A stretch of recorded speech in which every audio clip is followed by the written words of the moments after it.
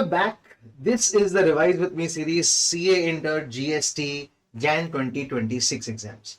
Approximately 2 months remaining for the exams. You are going very steady. GST preparation will get steadier and steadiest अगर ऐसे कोई terms है, because this is the Revise with Me series जहां हम देखते हैं quick book concepts, ICI material, ICI sums, so that in half an hour you can revise the entire chapter with me. This is CA Saurabh Mutha. I'm bringing to you CA Inter Tax and CA Final Tax classes. While you watch this video, first use my quick book. This quick book is available free. It's just about 43 pages. Download it, take a print of it, use it, very handy. And then we'll also look at the ICI material, because ICI material नहीं देखा तो ICI exam कैसे करोगे और कैसे देखोगे. So let's start. This is return of a chapter called returns. So GST में एक बहुत important chapter है returns. उसके बारे में बात करेंगे. So let's spend the next 15 minutes first to understand the chapter, and then the next 15 minutes to see what is there in the ICI material. Some really new impacts of this chapter. एक नया return आया है GSTR 1A that has been discussed here. There are two new rules, Rule 88C and Rule 88D, that have been discussed here with shortcuts to remember. So watch this video till the end and see how you understand returns chapter. Let's see. Guys, anyone including electric bike company, I use this example of a company called Electric Bike Company. They sell bikes. So when Electric Bike Company sells bikes, they have to tell the government how many bikes they have sold. Along with that, when they purchase batteries from battery supply company also has to tell the government how many batteries they've supplied. So basically the government has to be told what happens in your GST life.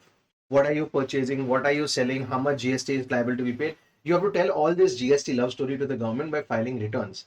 Some people need to file return monthly. Some people also need to file return quarterly. That's a good option, not monthly, only quarterly. And some people have to also file annual return. We'll see all of that today. Guys, the good part about this chapter is if you don't file your returns on time, the government charges a late fee, but that late fee is not applicable to your exams. ICI has mentioned that in the ICI material only. So don't worry. Any friend tells you that, listen, what is the late fee of this? What is the impact of late fees? You tell him late fee is not available, is not applicable for your exams. It's only for information purposes. So leave that. We'll do that after we become a CA Inter qualified. Let's see what is this chapter. Under GST, every registered person, मतलब जो भी registered है उसको return file करना पड़ता है, either monthly, quarterly or annually. Such returns has to be self-assessed. That means you will determine what is your liability. There will be no one checking, but the government ultimately will check you. This return has to be filed by one person, has an impact on the other person. Example, when battery supply company files a return, the credit will be given to EBC, so it has an impact on other people's returns. It has to be filed online, and you can use the services of a GSP, GST Suvidha providers. Of course, you can go on the portal yourself and have a CA to file a return. Not important, but ये GSP कौन होता है? GST Suvidha providers. It's an ecosystem whereby you can use GST Suvidha providers. They basically have access to the GST network and they help taxpayers do compliances easily for a small fee, of course. Next देखते हैं section 37. That's the first section. इसमें आप file करोगे एक return पर GSTR 1. Every time you make an outward supply, you have to tell the government मैंने कितना supply किया है इस month में. Example, when battery supply company supplies to EBC, they have to tell the government what batteries they have supplied. So this is GSTR 1. It's actually not a return because इसमें कोई पैसे नहीं देते हो, आप सिर्फ डिटेल देते हो. उसको बोलते हैं statement of GSTR 1. And इसमें B2B supplies अगर हो रही है, example, battery supply company is registered, they are making a supply to another registered person, and in that supply is called B2B. In this, they need to give invoice wise details because the government wants to know who is taking the credit. On the other hand, if they make any B2C supplies, example, battery supply company sold these batteries to students to put in their Activas, etc., then that B2C supplies, they can consolidate. Basically, they can put it all together, aggregate. Unless the B2C supply is more than 1 lakh rupees, this is a recent amendment. Earlier, it used to be 2.5 lakh. If it's more than 1 lakh and it is interstate. So I'll give you an example. B2B, all supplies invoice wise. B2C, first check, is it interstate? And is it more than 1 lakh? Only then you need invoice wise details. Otherwise, consolidated details will be good. This is the concept of how to file, what details to give in the return.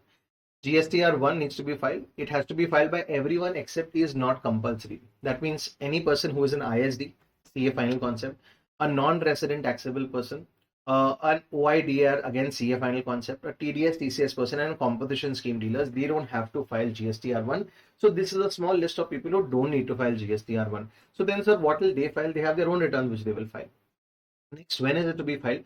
As GSTR 1 is a statement of how much you have supplied, that you will know only after the year, a month ends. So after the month ends, in the next month, example, for the month of November, you will file by 10 December. Technically, this date has been extended to 11th also and 13th also in some cases. We'll see that ahead. This is basically when needs to be filed. And quarterly filing option is also there. QRMP scheme we will discuss at the end of this chapter. Right now, GSTR has to be filed every month. Every month, I have to tell the government. What if I made no supplies? Then you have to file a nil GSTR1, that is compulsory. You have an SMS facility for the same. And GSTR1 details have to be given for B2B invoice wise and B2C. Here it is more than 1 lakh. This is a recent amendment. Next, HSN codes. Guys, every product, this pen, the pen that you are using, the camera that I am using has an HSN code. You have to code that HSN code. If you're a big player, that means your turnover last year is more than 5 crore rupees. Then you have to compulsorily code 6 digits in the HSN code column. But if your turnover is less than that, then it is not compulsory to code in B2C supplies, and in B2B you can code up to 4 digits only. So big players 6 digits, small players 4 digits, and the limit is 5 crore. That defines either a big player or a small player. Next, whatever details you put in GSTR1, it's auto-populated. The person who's buying those batteries ahead will get to know that you have submitted these details because they will automatically see it in GSTR2A and GSTR2B. This is 2A, sorry, this is 2A. And this is 4A, 2A for regular scheme, 4A for composition scheme. GSTR1 can be amended as and when errors or omissions come to the notice, but amendment, guys, once you file the details in GSTR1, you cannot amend it. Basically, once a revised, you cannot revise the return. Once the button has been pressed, the GSTR1 goes ahead. But if you want to make any changes, example, for the month of November, I forgot to put one supply and I realized that in the month of Jan, can I go back and change GSTR1 for the month of November? No, you cannot do that. But for the month of January, whenever you file GSTR1, in that you can mention that this was a supply of that month. And of course, you'll have to pay a little extra interest because you forgot about that. Next, annual return. Invoices can be modified, deleted any number of times. So while you're supplying, you can put details in GSTR1 and then you have to submit it by the next month. Example, if today someone came and bought something from me, I can put the details and I will submit it by the next month, 10th. You don't need scanned copies for invoices. You just need to put the details and they're auto-populated in 2A and 4A. So this you can remove because it is here, 2A and 4A, it gets auto-populated. This is the details of GSTR1. There are two people who can file GSTR1 in the same month. One is composition scheme dealer. Sorry, one is casual taxable person. A casual taxable person, you remember, who had gone to an exhibition. In that case, he can file in the same month because his exhibition may be coming to an end. And second, a person whose registration is getting cancelled. I have a shortcut called CC, casual taxable and cancellation. These two people can file GSTR1 in the same month. This has been an exam question before. Next, GSTR2. While I'm supplying batteries, EBC is purchasing these batteries. Should they also file a return for inward supplies? No, that is stupid because if I am giving you a lecture, then you are listening to the lecture. So at both ends, it's the same thing happening. So we don't need to file any GSTR2. So then we come to the next section, GS subsection 39, and the big return is GSTR3B. I call it the big return. I'll tell you what. Every month I made some supply. Supply leads to liability. Every month I made some purchase. Purchase leads to credit. Example, my liability is 1 lakh. My credit is 60,000. So I need to pay the government 40,000 rupees. This story I have to tell the government, this summarized way I have to tell the government by filing a return called GSTR3B, that is a big return. This return is to be filed again of this month. I will know this entire story only at the end. So it has to be filed next month by the 20th. Due dates are not important because some states have 22nd, some states have 24th also. So don't focus on due dates, वो इतने important नहीं है. Next आपको देखना है कि GSTR3B भी सबको फाइल करना है, except is not compulsory. वो सेम शॉर्टकट है GSTR1 का भी, GSTR3B का भी. नेक्स्ट, अगर आपकी GSTR3B आपने आउटवर्ड सप्लाई भी कुछ नहीं किया, इनवर्ड सप्लाई भी कुछ नहीं किया, that means I don't have to pay anything to the government, then also have to file GSTR3B. Nil return आपको फाइल करना पड़ेगा. वहां पे डिफरेंस था, nil return is only when outward supply was not there. यार outward भी नहीं है, इनवर्ड भी नहीं है, तभी आप नील रिटर्न फाइल करोगे. नेक्स्ट, अगेन ये भी आप रिटर्न जब प्रेस करोगे सबमिट, उसके बाद आप चेंज नहीं कर सकते हो. अगर आपको करना है तो नेक्स्ट मंथ में आप कर सकते हो. उसका एक टाइम लिमिट है, उसका टाइम लिमिट है NA. सबकी टाइम लिमिट सेम है, NA. What is the shortcut of NA? That means इस month if November, if you forgotten something, can I change it in December और can I include in January February? Yes, you can do that, but only up to a certain time. आपका year खत्म होता है 31 मार्च, उसके बाद till 30 November, और whenever you are filing annual return date, whichever is earlier. So example, year खत्म हुआ आपका 31 मार्च, उसके बाद भी आप फाइल कर सकते हो टिल 30 नवंबर, या फिर जब भी आप एनुअल रिटर्न फाइल करते हो, whichever is earlier. So annual report return मैंने फाइल किया 5 सितंबर को, देन 5 सितंबर के बाद you can not do any modification और any inclusion for that year. Next, GSTR4. There is a person which we've discussed in charge of GST, composition scheme dealer. Just recapping, he pays GST only at the rate of 1%. बहुत ही अच्छी life है उसकी. GST return में भी बहुत अच्छी life है. That person has to file only one return. at the end of the year, 31st March खत्म होने के बाद, in 1 month, that is by 30th April, he has to file one return called GSTR4. So he files only one return. Yes, he files only one return. That's because he's a small person, small composition scheme dealer. In that also, he has to file only one return, but the government says, listen, you have to pay 1%, right? For that, I will not wait till the end of the year. तो वो 1% है, वो आपको quarterly भरना है. Every quarter, अप्रैल, मई, जून, उसका total sales देख लेना, उस पर 1% कैलकुलेट करके जुलाई 18 तक, मतलब क्वार्टर खत्म होने के बाद नेक्स्ट मंथ 18 जुलाई तक आपको भरना है बाय फाइलिंग अ स्टेटमेंट और अ पेमेंट कॉल GST CMP 08. ये एक रिटर्न नहीं है, ये जस्ट एक स्टेटमेंट है ऑफ पेमेंट. फिर जुलाई, अगस्त, सितंबर का आपको करना है 18 अक्टूबर को, अक्टूबर, नवंबर, दिसंबर का करना है आपको 18 जनवरी को, and so on and so forth. GSTR4 आपको फाइल करना है even if you are in the composition scheme dealer as a dealer for few months. Example, मैं अगर हाफ ईयर कॉम्पोजिशन स्कीम में था, फिर रेगुलर स्कीम में, then even for this half year I have to file GSTR4 by the 30th of April. Next, GSTR5. There is a person who went to 5 different countries and then came to India, if you remember, non-resident taxable person. This non-resident taxable person has come to India now. He is in the exhibition. He also has to file a return. Yes, he also has to file a return. Remember, he has already paid the GST in advance. So, sir, when does he have to file the return? After the month ends by 13th of the next month. Example, for the month of November by 30th December, or within 7 days from the end of registration. So, whenever his registration ends, within that day, 7 days from that. Next is GSTR 11. Embassies, consulates, etc. get a number called UIN, unique identity number. Based on that, उनको एक refund मिलता है. तो उनको भी GSTR 11 file करना पड़ता है by the 20th of the next month. Next, return of 1 month can be filed only if the return of the previous month has been filed. ये तो ये बात हुई ना कि मेरा इस मंथ का इलेक्ट्रिसिटी बिल ज्यादा है, तो मैं ये मंथ का नहीं भरूंगा, नेक्स्ट मंथ का डायरेक्टली भरूंगा. गवर्नमेंट बोलती that's not allowed. You can file the GST return of 1 month only if the GST returns of the earlier month have already been filed. Next बहुत इंपॉर्टेंट सेक्शन है 39.9. मैंने returns तो file कर दिए but कोई mistake हो गई, GSTR1 में कोई मिस्टेक हो गई, GSTR3B में कोई मिस्टेक हुई, तो how do I rectify those mistakes? Guys, return once file can not be revised. Train station से चली गई है, you can not bring back the train to the station. So what do I do? You can incorporate those details in the next few months ka returns, but up to NA. Of course, if there is any tax payable, then you'll have to pay tax interest at the rate of 18% on the extra tax. Example of this month, I forgot some outward supply.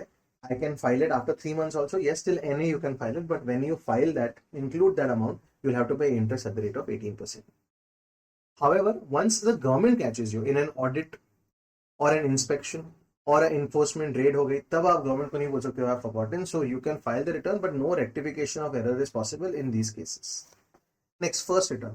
Whenever you file the return for the first time, it's called the first return. Not very important. Very important, annual return. Guys, in school or college, we get an annual report card at the end of the year. Same way here, once the year ends, the GST department says you have to file an annual return by 31st December. That means from 31st March, you have enough time to file it by 31st December. That's the annual return due date. You can obviously file before that also, but वो last day होती है, आपको file करना पड़ता है.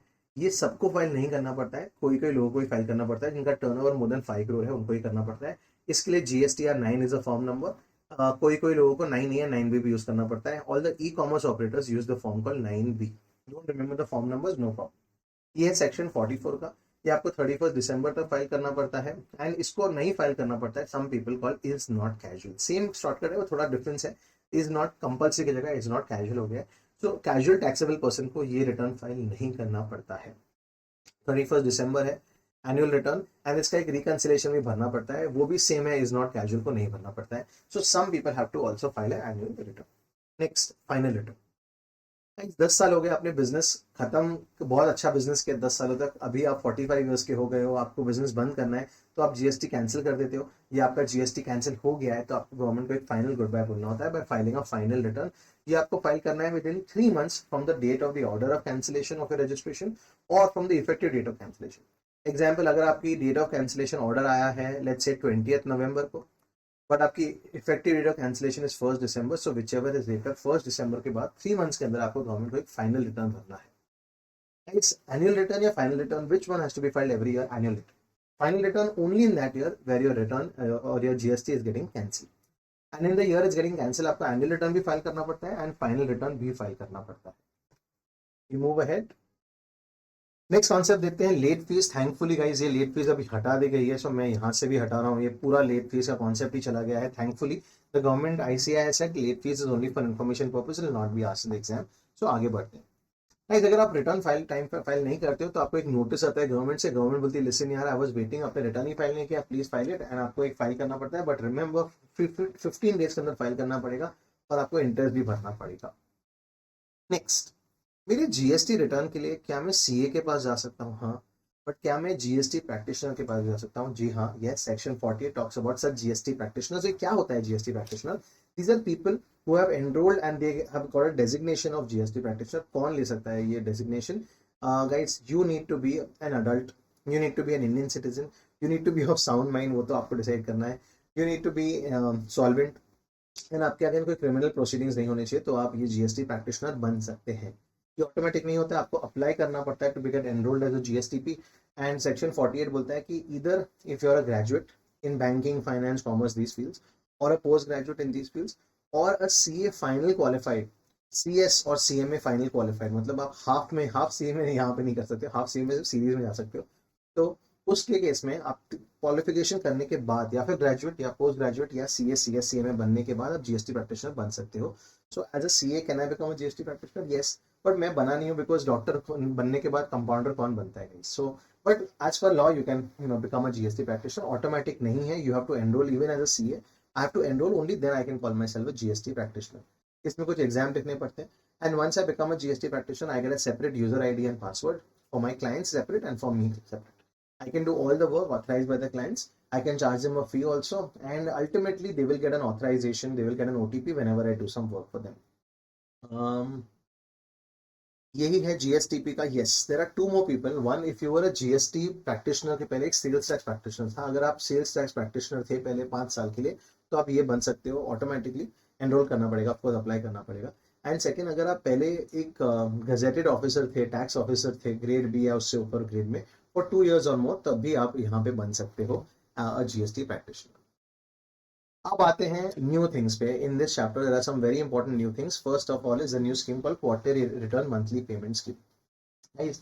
Every month कौन return file करेगा? पहले जीएसटीआर 1 फाइल करो, फिर जीएसटीआर 3 भी फाइल करो, and that's painful. So government ने बोला listen listen listen, don't worry, आपके लिए क्वार्टरली ऑप्शन है, बट आप छोटे टैक्स पेयर होने चाहिए। बेसिकली आपका लास्ट ईयर का टर्नओवर अप टू 5 करोड़ होना चाहिए, then you can opt for quarterly option. इसको समझने के लिए imagine Jio tells you don't have to do monthly recharge, you can do quarterly recharge, is better है। 3 मंथ में एक बार करना पड़ेगा।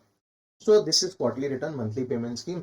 You can choose it if your turnover is up to 5 crore. Okay, government, I choose it. Can I choose it for per entity or the entire family? Example, if I have 4 branches, you can choose it per GST number per entity. That's a good part. Next, you can be in the scheme, but the moment you hit the turnover of 5 crores, you'll be out of the scheme. उसके बाद आपको monthly return file करना पड़ेगा. Okay, समझ गए? ये quarterly return में क्या भरना पड़ता है? Let's say the quarter is July, August and September. तो ये तीनों क्वार्टर का और तीनों मंथ्स का आपको साथ में रिटर्न फाइल करना है। बट फिर आप क्रेडिट कैसे दोगे लोगों को? So for the month of July you don't have to file GSTR 1, you just have to file a statement called IFF, and that too if you have any B2B supplies. So B2B supplies अगर आपके पास है तो IFF है, अगर नहीं है तो don't file IFF, invoice furnishing facility. Next month के लिए भी आप आईएफएफ फाइल करोगे only if you have B2B supply. But sir मेरा तो बी2बी सप्लाई नहीं है, मैं तो एजुकेशन देता हूँ, मैं एक अकेडमी हूँ, तो then don't worry about it. So in these two cases, only for B2B supply IFF file करोगे, and that to maximum up to 50 lakh rupees total. इसका और इसका टोटल मिला के 50 लाख होना चाहिए। उसके बियॉन्ड आप IFF नहीं फाइल कर सकते हो। This is so that the other person gets credit and he does not have to wait till the end of the quarter. And सितंबर के बाद जो मंथ आएगा अक्टूबर में, उसमें आप जीएसटीआर 1 फाइल करोगे, एंड जो भी सप्लाईज आपने नहीं फाइल किया लाइक B2C, वो आप इस मंथ में फाइल कर दोगे। So basically in 3 months you will file only 1 GSTR 1। ये होता है benefit of quarterly return monthly payment. Same way GSTR 3 भी आप मंथली में 3 मंथ में एक ही बार फाइल करोगे। So basically instead of filing 12 returns, you will now have to file only 4 returns as a benefit of quarterly return monthly payment scheme.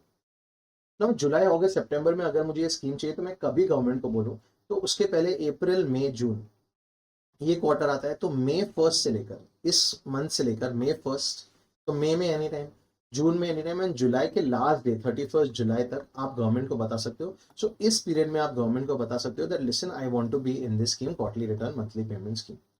IFF याद रखना, IFF B2B supply के लिए होता है। बाकी जीएसटीआर 1 होता है। कब एनरोल कर सकते हो ये आपने देख लिया है। नाउ आपको एवरी ईयर नहीं बताना पड़ता है, गवर्नमेंट को एक ही बार बताना पड़ता है, then you are under QRMP scheme. 50 lakhs aggregate, ये सब हो गया है। ओके, नेक्स्ट, आप आईएफएफ कब फाइल नहीं कर सकते हो? अगर आप 5 करोड़ का टर्नओवर पहुंच गए तब आप आईएफएफ नहीं फाइल कर सकते हो, then you have to be in the monthly scheme. या फिर आपने जीएसटीआर 3 भी नहीं फाइल किया, आपको तो 3 महीने में एक बार करना था, वो भी नहीं किया, तो नेक्स्ट मंथ आप आईएफएफ नहीं फाइल कर सकते हो। एंड अगर आप रूल 86 बी, जो 99% रूल है, जो 1% जीएसटी टू पे थ्रू द कैश फ्यूचर, वो भी आपने फॉलो नहीं किया है, तो इन दीज केसेस, और रूल 88C जो हम आगे देखने वाले हैं, अगर ये सब आप फॉलो नहीं करते हो तो आप आईएफएफ फाइल नहीं कर सकते हो, देन आपको मंथली रिटर्न फाइल करना पड़ेगा। नाउ जब मैं आईएफएफ फाइल कर रहा हूँ, लेट्स गो बैक, जुलाई का जब मैं आईएफएफ फाइल कर रहा हूँ, तो मैं बी टू बी सप्लाई तो कर रहा हूँ, बट इसमें मेरे को क्रेडिट भी लेना पड़ेगा, तो उसके लिए मुझे और डिटेल लेनी पड़ेगी। गवर्नमेंट बोलती है don't do that, I have two methods. So if in the month of July you want to calculate your tax liability, have two methods. One is called fixed sum method, उसमें government बोलेगी आपको कितना GST पे करना है, वो आप पे करना है। एग्जाम्पल, गवर्नमेंट ने बोला 100, तो 100 पे कर देना for July, for August also. फिर सितंबर में देखना 100 प्लस 100 आपने पे किया है 200, गवर्नमेंट बोलती है 220 पे करना चाहिए था, no problem, pay that excess 20, no interest on that, because the government has told you fix sum method. Second method है सेल्फ असेसमेंट मेथड, उसमें आप डिसाइड करते हो आपको कितना पे करना है। एग्जाम्पल, आपने बोला गवर्नमेंट को, गवर्नमेंट मुझे आप पे करना है 90, तो 90 प्लस 90 180 आपने पे किया। गवर्नमेंट ने लास्ट में फाइंड आउट किया कि आपको 220 पे करना पड़ता है, तो 40 पे आपको इंटरेस्ट पे करना पड़ेगा, because this is your responsibility, this is the government responsibility. ना गवर्नमेंट कैसे फिक्स करती है फिक्स सम में?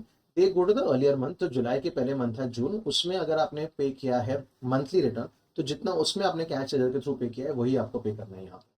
और अगर पिछला मंथ जून अगर क्वार्टर है तो उसका 35%। एग्जाम्पल, अगर क्वार्टरली अपने 350 क्वार्टर 1000 पे किया था लास्ट क्वार्टर, तो उसका 35%। सो इधर 100% if last month is a monthly return, और 35% if last month is a quarter return, आपने लास्ट में क्वार्टरली रिटर्न फाइल किया है, तो 35% उतना गवर्नमेंट फिक्स सम कर देती है। So this is how the government determines कि फिक्स सम में कितना पे करना है।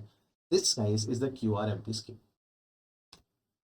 Next, GSTR 2A and GSTR 2B में क्या डिफरेंस होता है, आई टेल यू। भाई जब आप क्रिकेट मैच देखते हो तो मैच लाइव स्कोर चेंज होता रहता है while you watching the match, that is called real time. फिर जब मैच खत्म होता है, अगर आप आज देखोगे वो मैच के बारे में, तो आपको रिजल्ट ऑलरेडी मालूम है, उसको बोलते हैं स्टैटिक। तो जीएसटीआर 2A वो एक रियल टाइम रिटर्न होता है। दैट मीन्स क्या होता है, एग्जाम्पल, एक battery supply company battery supply कर रही है और वो अपडेट कर रही है अपना जीएसटीआर 2A, तो वो ऑटोमेटिकली आपके जीएसटीआर 1 में वो अपडेट करेगी जीएसटीआर 1, और आपके जीएसटीआर 2A में रिफ्लेक्ट होता जाता है automatically. So this is real time, this keeps changing, this is dynamic, because अगर वो कुछ मॉडिफाई करते हैं, जब तक वो फाइल नहीं कर रहे GSTR 1, they can keep modifying it, तो आप में रिफ्लेक्ट होता जाएगा। It is basically like putting an order on Swiggy and it will keep reflecting on Swiggy's database till you press submit. Once you press submit, जो भी आपने supply किया है जीएसटीआर 1 में वो रिफ्लेक्ट होगा जीएसटीआर 2 में, and this is basically called static. ये वंस अ मंथ ही अवेलेबल होता है, and now you can take credit based only on GSTR 2B, not GSTR 2A। Next, और थोड़े एडिशनल पॉइंट्स हैं। ये रूल 88C क्या होता है, कंफ्यूजन क्या होता है, यहाँ पे मैं आपको बताता हूँ। ये आपने फाइल किया एक जीएसटीआर 1, एंड आपने गवर्नमेंट को बोला ये मेरा आउटवर्ड रेट सप्लाई है, एंड आउटवर्ड सप्लाई में आपने बताया कि आपकी लायबिलिटी 100 है। फिर आपने फाइल किया जीएसटीआर 3B, और उसमें आपने अपनी लायबिलिटी बताई ओनली 60। सो गवर्नमेंट बोलती है तो भाई कंफ्यूजन है, यहाँ पर आप कुछ और बोल रहे हो, यहाँ पे कुछ और बोल रहे हो। एंड अगर ऐसा मिसमैच होता है अबाउट सर्टेन परसेंटेज, तो government send the intimation under rule 88C। इसमें आपको दो चीजें करनी होती है, इधर whatever difference you have told you have to pay that difference along with interest, or you have to explain why that difference happened. So one of the two things you have to do. If you don't do any of this, then the government says कि आप GSTR 1 next month का नहीं file कर सकते हो if you don't reply to this within 7 days। Next is rule 88D। 88C के बाद एक और 88D, यस, ये भी रूल है बिकॉज ऑफ डिफरेंस या डेंजरस क्रेडिट। इसमें होता है जीएसटीआर 2B, उसमें आपका क्रेडिट रिफ्लेक्ट कर रहा है 10,000, बट आपने जब जीएसटीआर 3B में क्रेडिट लिया वो आपने ले लिया 12,000, तो गवर्नमेंट बोलती है तो बहुत डिफरेंस है एंड ये डेंजरस है बिकॉज आपने एक्सेस क्रेडिट ले लिया। तो अगर ये भी एक अमाउंट परसेंटेज के अभाव होती है, तो गवर्नमेंट आपको इंटीमेशन करती है रूल 88D में। इसका भी सेम है, यू हैव टू पे the difference along with interest और एक्सप्लेन द डिफरेंस। अगर आप ये डिफरेंस नहीं एक्सप्लेन कर पाए, तो इसमें जीएसटी ऑफिसर आपके घर आते हैं। There is a section call 73 and 74, वो सीए फाइनल कॉन्सेप्ट है, उसमें आपके घर आके रिकलेक्ट करते हैं ये अमाउंट। नेक्स्ट दो रिटर्न है जीएसटीआर 7 एंड जीएसटीआर 8। हमने ऑलरेडी टीडीएस टीसीएस चैप्टर में देख लिया, उसका रिवाइज भी वीडियो भी रेडी है, प्लीज वॉच दैट। इसमें रिटर्न्स फाइल करते हैं, टीडीएस वाले फाइल करते हैं जीएसटीआर 7 एंड टीसीएस वाले करते हैं जीएसटीआर 8।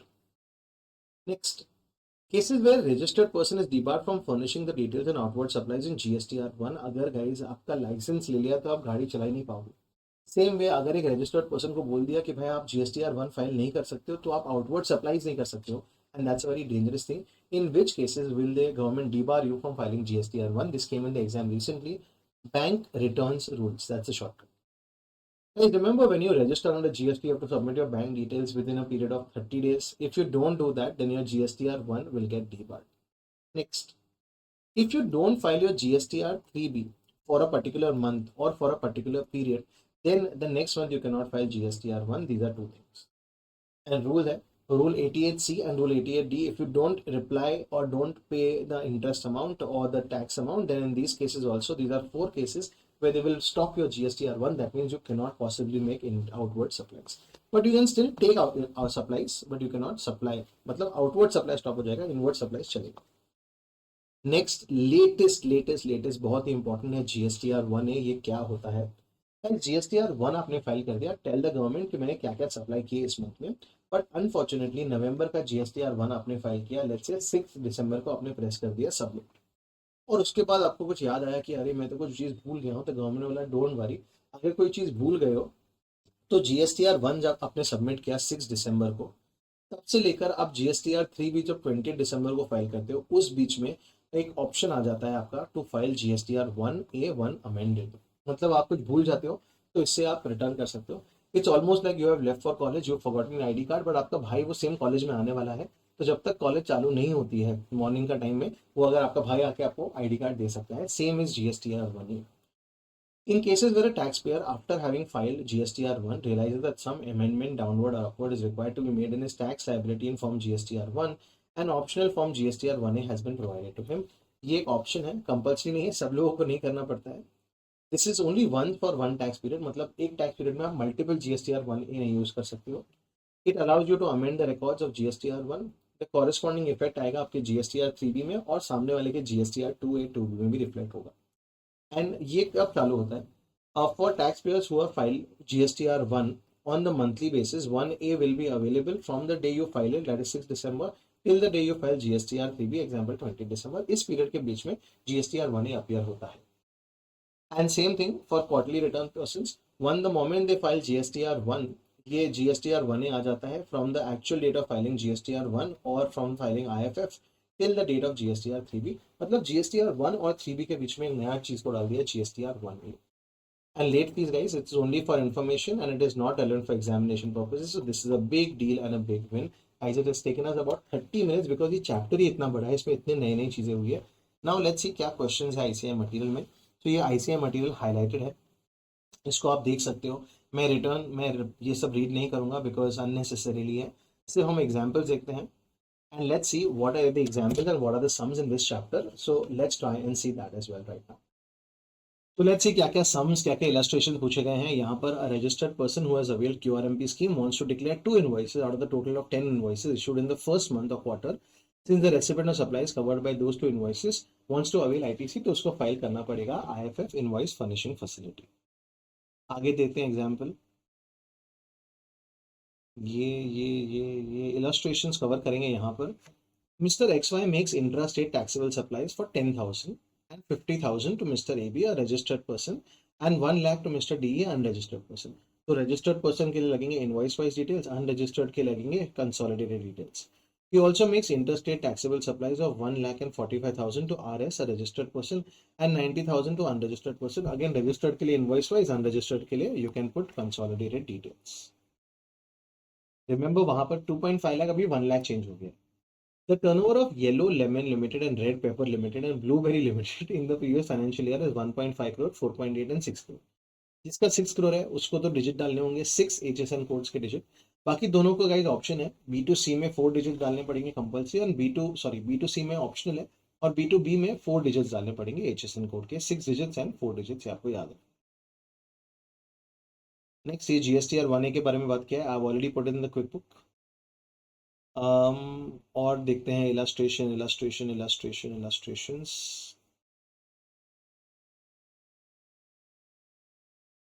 कहाँ है illustrations? If a supplier opting for QRMP scheme files an invoice dated 15 July on 13th August, it will get reflected in GSTR 2B of July generated on 14th August. मतलब guys आप जब invoice आप file करोगे आप GSTR 1 में या IFF में, तो वो रिफ्लेक्ट होगा इन GSTR 2 भी, सामने वाले के GSTR 2 भी। डेट्स इतने ध्यान मत रखना गाइज, इसमें कॉन्सेप्ट पे ज्यादा जोर देना। Example, if a registered person intending to avail of QRMP scheme for the quarter July to September, तो जो हमने एग्जांपल यूज किया था, तो कब से ऑप्ट कर सकता है वो? सो वो जुलाई में भी कर सकता है, जून में भी कर सकता है, एंड 1 मई से भी कर सकता है guys. So he must have furnished the return for the month of June which was June to 28 July, मतलब रिटर्न फाइल करना है तो ही आप ये स्कीम ले सकते हो, एंड 5 करोड़ तक होना चाहिए आपका टर्नओवर। मूविंग अहेड और इलस्ट्रेशंस कहाँ है देखते हैं। Here we go। This one, ये नहीं है, ये सब डायग्रामेटिकली हमने देख लिया। GSTR 5 है, ये वो बाहर से जो आ रहा है 5 कंट्रीज। GSTR 7 ये हमने कवर किया TDS TCS चैप्टर में। यस, ये एक पॉइंट है। GSTR 4 जब फाइल करते हैं कॉम्पोजिशन स्कीम डीलर, रिमेंबर वो साल में एक ही बार GST रिटर्न फाइल करता है, बट वो पे 4 टाइम्स करता है, तो उसका जो रिटर्न फाइलिंग है और पेमेंट है वो डी लिंक्ड है। वो सिर्फ कॉम्पोजिशन स्कीम के केस में होता है। अदरवाइज सब लोग जब रिटर्न फाइल करते हो पैसा भी उसी टाइम देते हैं। Monthly payment under QRMP scheme, fix sum method भी देख लिया है। अगर लास्ट मंथ आपने 100 रुपीज पे किया था तो इस मंथ आपको 35 पे करना है, अगर लास्ट मंथ क्वार्टर है। और लास्ट मंथ अगर मंथली पे किया 50, तो इस मंथ भी 50 पे करना है 100%। सेल्फ असेसमेंट मेथड में डिफरेंस है कि फिक्स समय आपको इंटरेस्ट नहीं पे करना पड़ेगा in case of a shortfall. A registered person who's opted for QRMP scheme had paid a total amount of 100 in cash as tax liability in the previous quarter, तो इसको इस बार 35 पे करना पड़ेगा। ये तो हमने डिस्कस कर लिया है। All right, first return section 40 में होता है। मंथली रिटर्न GSTR ये वाला है, monthly return for e commerce operator GSTR 8, we have already discussed that in a chapter called TDS TCS। GSTR 9 is annual return, is not casual को नहीं फाइल करना होता है। एक कंसोलिडेटेड स्टेटमेंट रिकंसिलेशन भी फाइल करना पड़ता है। GSTR 10 फाइनल रिटर्न है, फाइनल गुड बाय, ये इंपॉर्टेंट है, 3 मंथ्स के अंदर फाइल करना पड़ता है। GSTR 11 is for embassies. Default in delay, तो आपको एक सेक्शन 46 में आपको इंटीमेशन आता है। एंड 47 का सबसे बेस्ट गुड न्यूज़ ये है that this is only for not relevant for examination purposes. ये GST प्रैक्टिशनर है, सेक्शन 48, इसके बारे में आपने जान लिया है कौन कर सकता है। लेट अस रिकैपिटुलेट, ये सब तो समरी है, देख सकते हो अगर देखना है तो, otherwise quick book will help you understand GST returns very very well. फिर आ जाते हैं सम्स पे। Let's see what are the sums at the back of the book.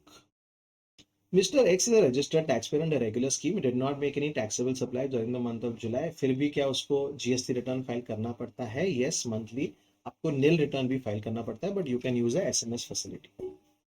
All taxpayers are required to file GSTR 1 only after the end of the tax period? नहीं, there are two people who can file it during the tax period also. One is CC का cancellation जिसका हो रहा है, या वो casual taxable person है, दोनों में से।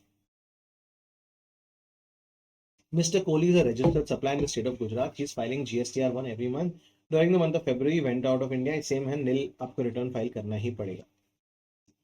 Mr. Kalpesh is a registered dealer in Kerala paying tax under composition scheme. However, he opts to pay tax under regular scheme. तो जब तक वो composition scheme में था, उस टाइम पीरियड का आपको रिटर्न फाइल करना पड़ेगा बाय 30 अप्रैल, एंड उस टाइम आपको क्वार्टरली पेमेंट भी करने पड़ेंगे GST CMP 08। उसके बाद आप रेगुलर सिम में हो तो आप GSTR 1 फाइल करोगे एंड GSTR 3 भी file. Mrs. Zarina, a registered person and dealer in Rajasthan, did not file GSTR 3B for the month of June but wants to file GSTR 3B for the month of July. Sorry, ये नहीं कर सकते. You have to go in a particular order, and first for the previous month and then of this month. List the details of outward supplies which can be furnished using invoice furnishing facility. Only B2B supplies you can furnish, and that too cumulative for 2 months up to 50 lakh rupees only. As a chartered accountant in practice and is registered under GST, Mr. A, on a query regarding return filing process, he has represented himself as a GST practitioner. नहीं कर सकते हो आप ऐसे. You have to enroll. It's not automatic. Only then can you call yourself a GST. Quick Tax GST return filing provider asked for invoices. Guys, scanned invoices नहीं चाहिए होते. You only need the details of the invoice. X Limited, a normal taxpayer, is winding up the business. Winding up कर रहे तो आपको annual return भी file करना है और final return भी फाइल करना है. Annual return by 31st December and final return within a period of 3 months from the order of cancellation or date of cancellation, whichever is later. This, guys, is the chapter. Important chapter है. Revise with me series में landmark chapter है, returns chapter. Watch this and watch out for more. ये revise with me series बहुत अच्छी है, but guys beware, इसका एक drawback भी है, इसका एक नेगेटिव एस्पेक्ट भी है कि ये वॉच करने के बाद आपको लगेगा कि मेरा तो चैप्टर हो गया, नहीं गाइस, ये आपका अंडरस्टैंडिंग हो गई है। सम्स आपको यहाँ पे करने पड़ेंगे, लिखने पड़ेंगे, थोड़ा रिवाइज खुद करना पड़ेगा। एंड लेट्स समराइज ये कौन से जीएसटीआर नंबर हमने देखे थे, एक बार समराइज करते हैं। फर्स्ट देखा था हमने जीएसटीआर 1 आउटवर्ड सप्लाई के लिए, उसको अमेंड कर सकते हो जीएसटीआर 1A में, ये दो रिटर्न देख लिए थे। फिर देखा था जीएसटीआर 2A, ये real time, and GSTR 2B ये होता है स्टैटिक। फिर देखा था जीएसटीआर 4A, ये ऑटोमेटिक रिटर्न है फॉर कॉम्पोजिशन स्कीम डीलर जो परचेस कर रहे हैं उसके लिए। फिर देखा था हमने GSTR 3B, that big return where people have to file. फिर देखा था जीएसटीआर 4 जो 4 टाइम्स पे करता है बट रिटर्न एक बार ही फाइल करता है, कॉम्पोजिशन स्कीम डीलर। फिर देखा था जीएसटीआर 5 जो 5 कंट्रीज जाके फिर इंडिया आ रहा है, जीएसटीआर 5। फिर देखा था GSTR 7 and 7A for TDS person. फिर देखा था GSTR 8 and 8A for TCS person, ये हमने टीडीएस टीसीएस चैप्टर में देखा था। फिर देखा था एनुअल रिटर्न जीएसटीआर 9 में। फिर देखा था फाइनल रिटर्न जीएसटीआर 10 में। एंड देखा था फिर एक एम्बेसीज फाइल करते हैं जीएसटीआर 11 में। ऐसे बहुत सारे रिटर्न हमने देख लिए हैं। उसके बाद क्यूआर एमपी स्कीम भी देखा। उसके बाद रूल्स देखे हैं, रूल्स 88C देखा हमने, रूल 88D देखा हमने। फिर जीएसटीआर 1 कम डी बार होता है वो देखा हमने।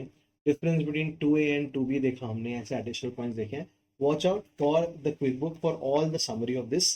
बट गाइज ये एंड होता है ये चैप्टर, बट चालू होता है आपका work now after watching this chapter. Do as many sums and come back because revise with me series में और चैप्टर्स बचे हैं। Let's do the next one also. This is me CS Saurabh होता signing off. All the best for exam, study well, commitment आपकी है, promise आपका है, result आपका है guys. Make sure you are winning it. Thank you and see you in the next video.